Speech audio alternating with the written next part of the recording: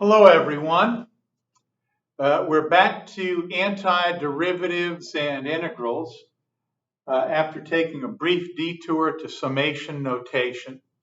We're going to apply summation notation somehow to the topic of integration and antidifferentiation. And here's our motivating topic. Given a non-negative continuous function f of x, let's stop right there. Non-negative. The function is non-negative, which means the y value is never less than 0. And that also means that the graph of the function lies above the x-axis. So f of x is non-negative. Here's the graph of f of x. Notice that it's above the x-axis. F of x is continuous, which means that the graph of f of x has no breaks or interruptions. It's one long connected piece of spaghetti. So we have a non-negative continuous function f of x, and we want to compute the area bounded by the graph of f of x and the x-axis. So we want the area between the graph of f of x and the x-axis between x equal a and x equal b. And of course, we're going to let a be the left end point, b be the right end point of the interval over which we're computing the area. So this is the area that we want. We want the area between the graph of f of x and the x-axis from x equal a to x equal b. And right now we're going to conceive of a scheme to, at the very least, approximate the area very well.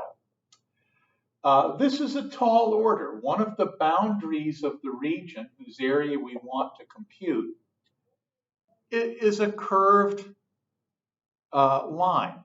It's not a straight line segment. And how many figures from geometry, how many plane regions in geometry whose perimeters are not made up completely of line segments do we know the area of? See, I can think of one. We know the area of a circle. Now, the perimeter of a circle is not made up of line segments. We know its area. But how many other regions from geometry, bounded regions in the plane, whose areas are not, or whose perimeters do not consist solely of line segments, do we know the areas of? I don't know if I can think of very many. We know the area of a square, the area of a rectangle, the area of a triangle. We can compute the area of a pentagon, the area of a sexagon, and so forth. But all of these are regions that are bounded by line segments. How many regions in geometry do we know that are bounded, at least in part or not entirely, if not entirely, by a curved line? Well, we can think of the circle. That's about it. So what we're proposing here to compute the area of a region like this, where part of the perimeter is not a line segment, we're going into unexplored territory here. So what I'm going to do is propose a scheme as to how I can do this, or at least approximate the area and get a good approximation. Now, can we improve on that? Well, maybe. But right now, I'm going to see how we can, at the very least, get a fairly decent approximation of the area of a region like this. And I'll put my proposal on the board. Here's my scheme, at least the first part of my scheme. And this is really nuts and bolts mathematics. I call it the caveman approach. And I'm pretty good at caveman math. My advisor once told me that I was a remarkable person. If only I had lived 60,000 years ago, I could have been the preeminent mathematician of my generation. I'm kidding. But I am good at caveman mathematics, nuts and bolts. Here's our first step. Partition the interval from A to B into n subintervals of equal length. And each subinterval will have length delta x. Now think about it. We have n subintervals for some whole number n. And we're taking the interval from B to A, which has length B minus A, and we're dividing that interval into n subintervals. Well, if something has length B minus A and we divide it into n parts, each part has length B minus A over n. So this is the length of each subinterval. So we've taken the interval from A to B, and we've divided it into n subintervals of equal length, and we call that delta x. And then for I equal 1 to n, we choose a point in the ith subinterval and call it x of I. And maybe right now I should start drawing a picture of what I'm proposing. There are more than 3 steps, but I think it's picture time right now.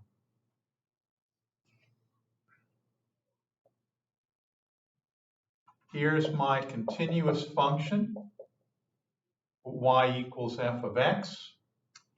And here's x equal a. Here's x equal b. And step 1 says that I partition the interval AB into n subintervals of equal length. Okay, here we go. Well, imagine they're of equal length anyway. And each interval has a length of delta x.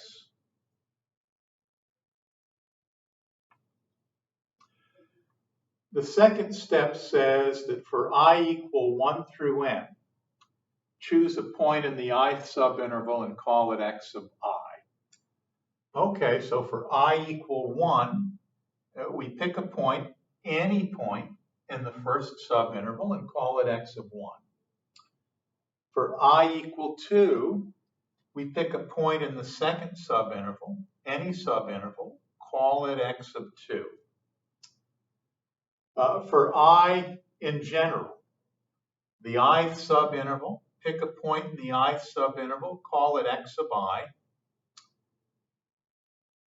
And for the nth subinterval, pick a point, any point in that subinterval, and call it x of n. Okay. Now for I equal 1 through n, inscribe a rectangle over the ith subinterval. So if I is 1, we inscribe a rectangle over the first subinterval in such a way that the base of the rectangle rests on the x-axis, and the top of the rectangle contains the point, in this case, x of 1, f of x of 1. Okay, so here's x of 1, f of x of 1. Here's the top. Here's one of the sides, here's the other side, and here's the base. Okay, for I equal 2, we do the same thing. Over the second subinterval, we sketch a rectangle whose base rests on the x-axis, and the top of the rectangle goes through the point x of 2, f of x of 2. So let's say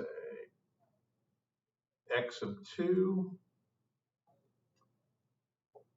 f of x sub 2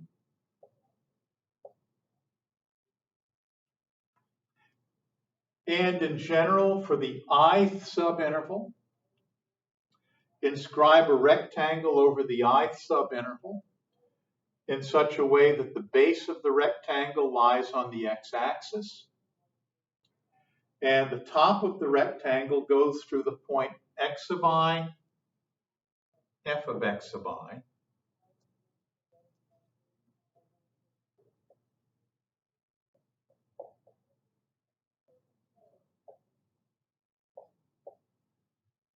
And we do the same thing all the way up to the last subinterval.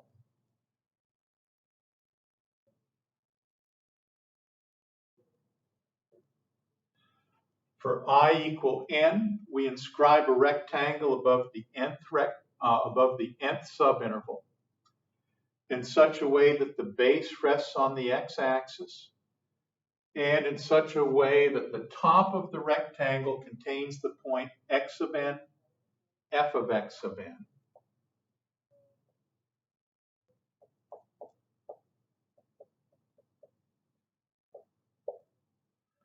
And bingo, we have all of our rectangles.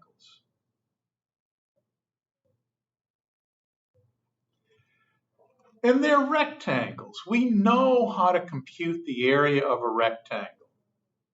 In this case, just length times height.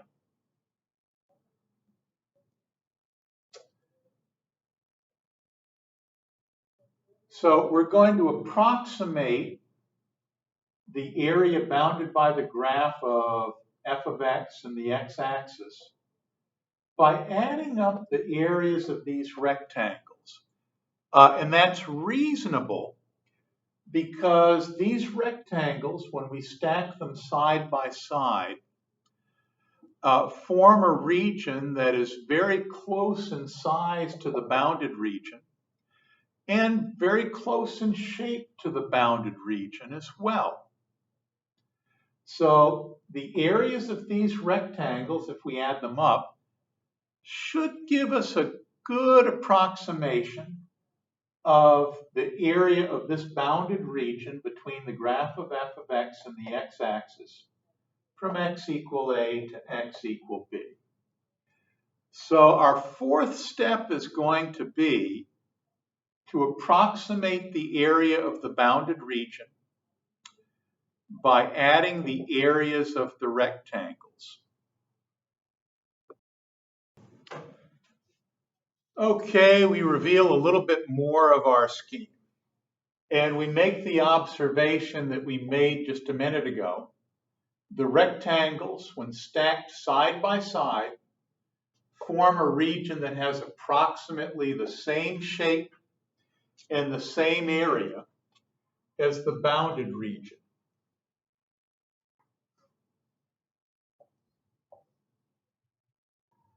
So these rectangles, when we stack them side by side, have approximately the same shape and the same area. Now let me say that again. These rectangles, when stacked side by side, form a region that has approximately the same shape and the same area as the bounded region whose area we wish to compute. So here's what we're going to do. We're going to approximate the area of the bounded region by adding the areas of the inscribed rectangles. And we're going to use the sum of the areas of the inscribed rectangles as an approximation to the bounded region whose area that we want to compute. So let me see if I can improve on this just a little bit. The area that we want is approximately equal to the area of the first rectangle plus the area of the second rectangle plus dot, dot, dot, the area of the nth rectangle. Son of a gun. area of rectangle 1, area of rectangle 2, area of rectangle n. Is there another way of writing this? If we're thinking summation notation, then yes, there is. This is equal to the sum from I equal 1 to n of the area of rectangle I. So we can write the approximation for the area that we want in summation notation, and this is going to be crucial. Now let me clear off the board a little bit so that I can write some more stuff. Okay, here we are back again, and we figured out that the rectangles, if we stack them side by side, form a region whose shape and area are approximately the same as the shape and area of the region whose area we wish to compute. So if we add up the areas of all of these rectangles, we'll get approximately the area of the region that we wish to compute. And we say, oh, you know what that is? That's the sum from I equal 1 to n of the area of rectangle I. It's the area of rectangle 1 plus rectangle 2 plus the area of rectangle 3 plus the area of rectangle n. Add the areas of all of those rectangles, we got this area. And we've expressed this in summation notation. And so really all we need to do is write this in terms of the ith rectangle, where I represents any number between 1 and n. This is a rectangle, isn't it? So it's just the area of the width, which is delta x,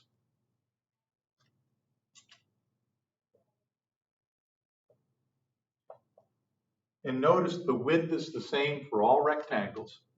It's the area of the width times the height. Well, this is a vertical distance. How do we compute a vertical distance? For example, on the y-axis, how do we compute the distance from y equal 3 to y equal 9? And you say, well, that's easy. It's 9 minus 3. And we ask ourselves, okay, how did we get it? We took the greater y coordinate and we subtracted the lesser y coordinate. Let's apply that to the height of our rectangle. It's a vertical distance. We take the greater y coordinate, which is f of x sub I, minus the lesser y coordinate. This is on the x-axis, so the y coordinate here is 0. Greater y coordinate minus lesser y coordinate, well, that's just f of x sub I. F of x sub I minus 0, but f of x sub I.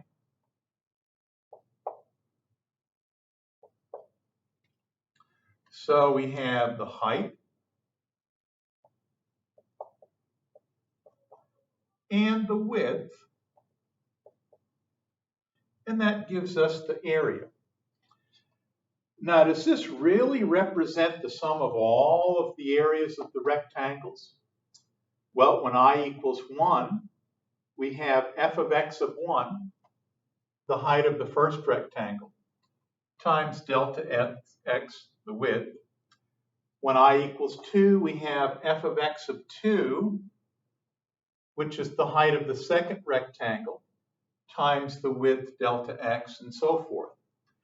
This sum does represent the sum of the areas of all of the rectangles. Now, there's just one thing that bothers me about this. We got an approximation, But I'm going to make an observation. Here's my observation. The observation is that the approximation doesn't appear to be too good because the tops of the rectangles don't conform precisely to the contour of the graph of f of x. Now look at this. Here the top of the rectangle pokes right through the graph of f of x, and we're including this area in our approximation that's not bounded between the graph of x and the x-axis. And then over here, we're including this area in our approximation, but this area isn't bounded between the graph of f of x and the x-axis. And sometimes we make just the opposite error, that we take a region like this little triangle right here. This little area right here is bounded between the graph of f of x and the x-axis, but it's not contained in that rectangle. So we're counting some areas that shouldn't be counted. We're counting other areas. We're counting some regions that shouldn't be counted. We're not counting other regions that should be counted. And the problem seems to be that the tops of these rectangles are horizontal lines. They're not conforming precisely to the contour of the curve. So how can we get a better approximation? That's the $64 billion question. So how can we get a better approximation? Some of you have figured it out. Just make the rectangles a lot thinner. We won't get a perfect approximation, but we'll get a better one. So we make the rectangles thinner.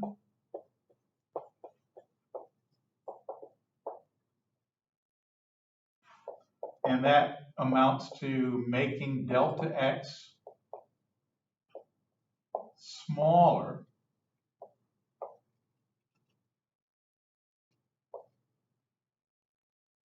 So that begs another question.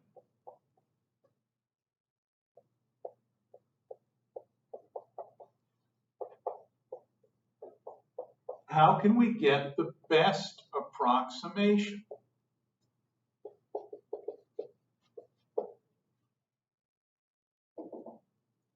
Now we can't let delta x be 0 because then we're going to have a bunch of rectangles with width 0.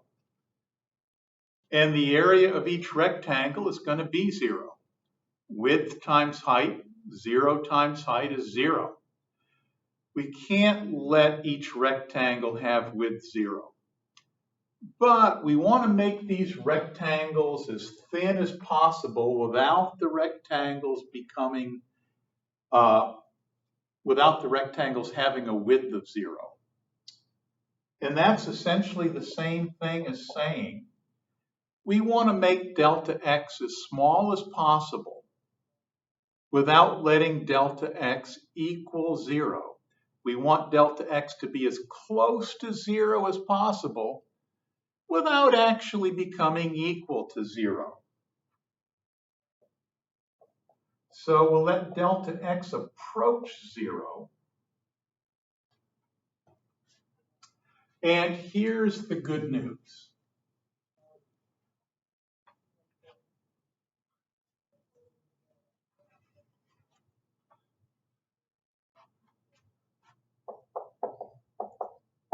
In this case, we get the exact area.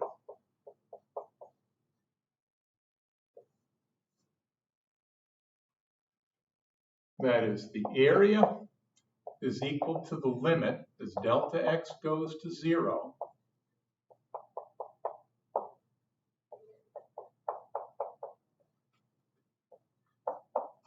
of f of x sub I delta x.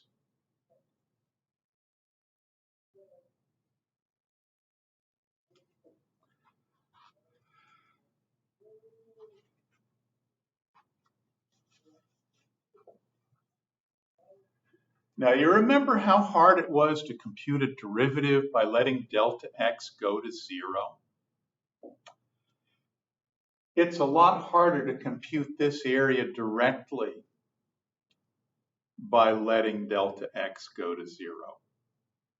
So we'd like to have an alternate way of doing this. And so we're going to throw in a few definitions and a couple of theorems. And this will allow us to be able to compute an area like this.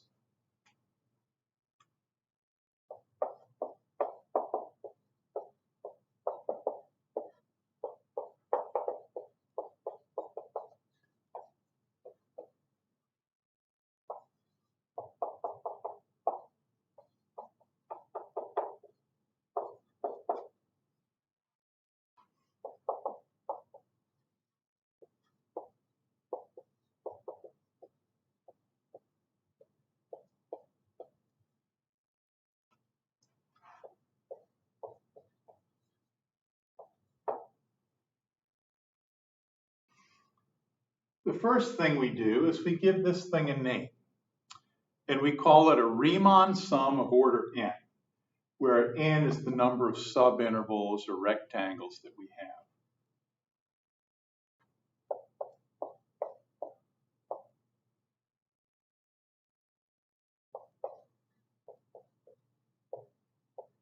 have. And remember, the x sub i's were randomly chosen. X sub I is any point in the ith subinterval. It's going to turn out that it won't matter what our choice of x sub I is.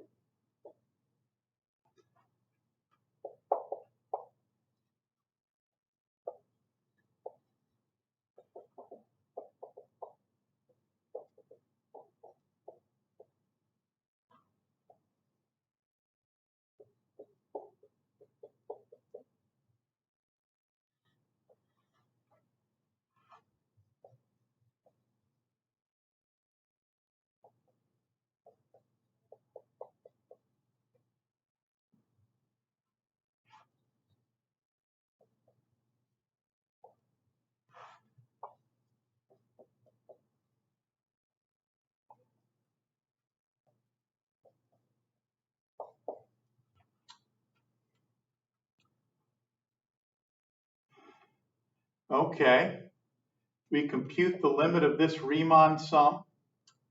We get that thing that we call a definite integral. Now, first of all, how does this differ from the antiderivatives or integrals that we have been computing? Appearance-wise, they differ in this way. The antiderivatives or the integrals that we have been computing don't have this expression on top. They don't have this expression on the bottom.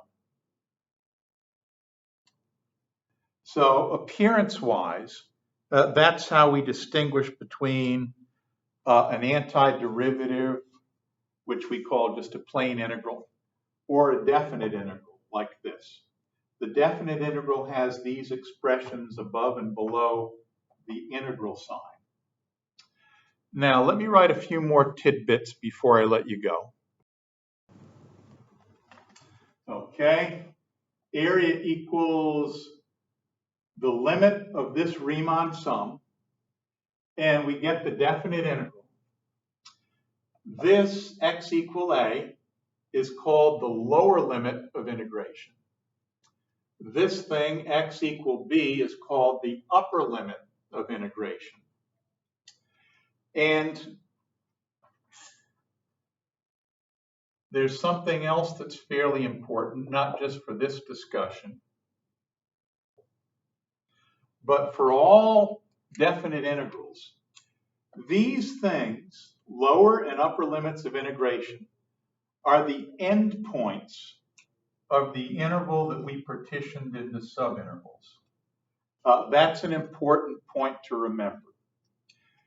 The lower and upper limits of integration are the endpoints of the interval that we partitioned into subintervals. That is always going to be the case. So we compute the limit of a Riemann sum as delta x goes to 0.